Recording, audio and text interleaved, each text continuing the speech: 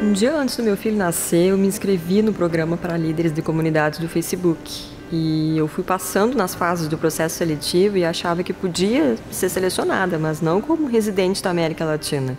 E o meu marido dizia, pensa grande, você pode conseguir. E eu falava, só pode ser louco, imagina $1 milhão, pirou.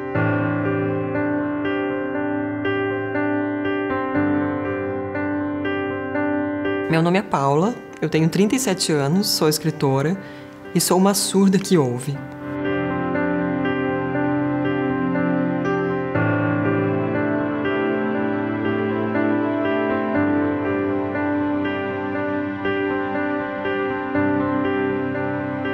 Quando eu era criança, eu não sabia que eu tinha deficiência auditiva. Desde a escola, numa aula que tivesse ditado, ou na hora de brincar de esconde-esconde, ou telefone sem fio, eu sempre ficava para trás. E eu não sabia o porquê, eu não entendi o porquê. Quando eu fiz 16 anos que eu recebi meu diagnóstico de verdade.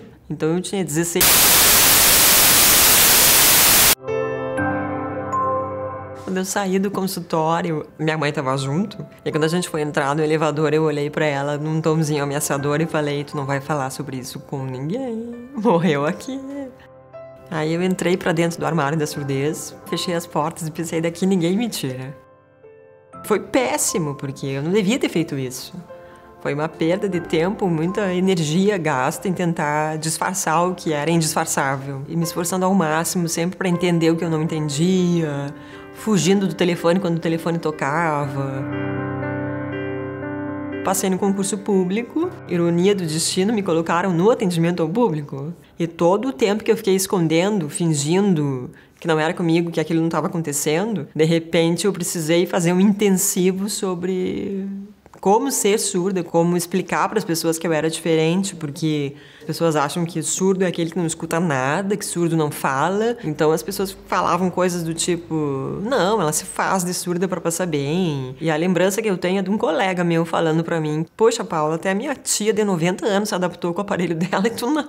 E no outro dia eu voltei pro trabalho usando o aparelho e comecei a perceber milhares de sons que sem eles eu não conseguia perceber. Notei como a vida ficava mais fácil ouvindo tudo aquilo.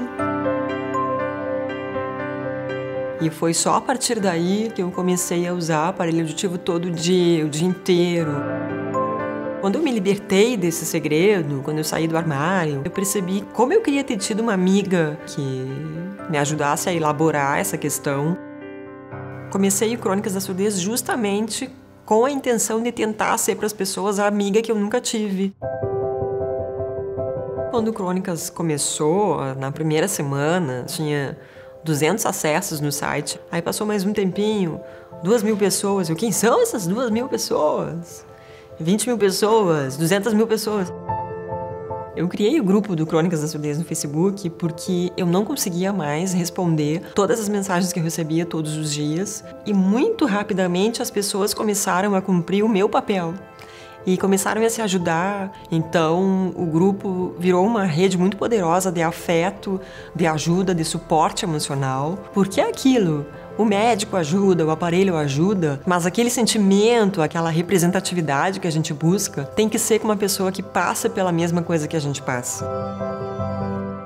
Como a minha surdez era progressiva, com 30 anos eu já tinha chegado na surdez profunda. Eu não tinha mais nada a perder. Eu acho que a minha vontade de sair daquilo era muito maior do que o medo que eu sentia de fazer uma cirurgia. A decisão do implante coclear foi rápida. Eu estava no Facebook e eu vi passar na minha timeline um artigo da Paula.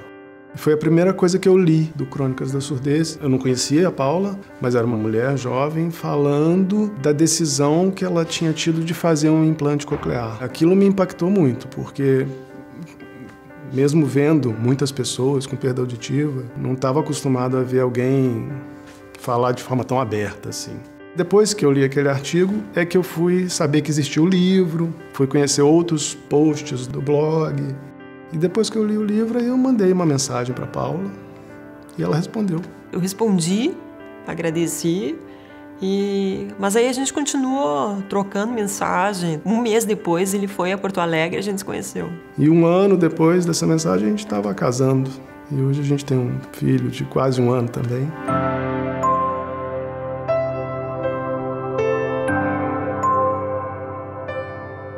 Crônicas venceu o FCLP como residente para a América Latina.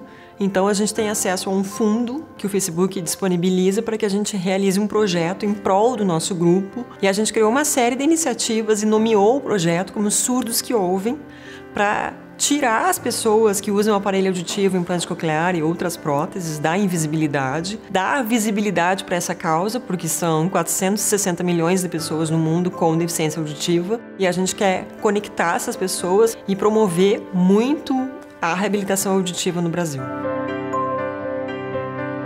O som que eu mais queria descobrir se eu ia voltar a ouvir era o som do mar.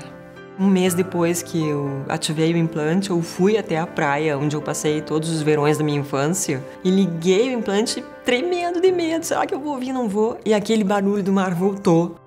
E como eu queria olhar para aquelas ondas de novo e ouvir o barulho daquelas ondas, porque eu lembrava daquele barulho, mas ele não existia mais. Então o som que eu mais queria voltar a ouvir era o som do mar. Hoje o som que eu mais gosto de ouvir é um bebezinho falando mamã.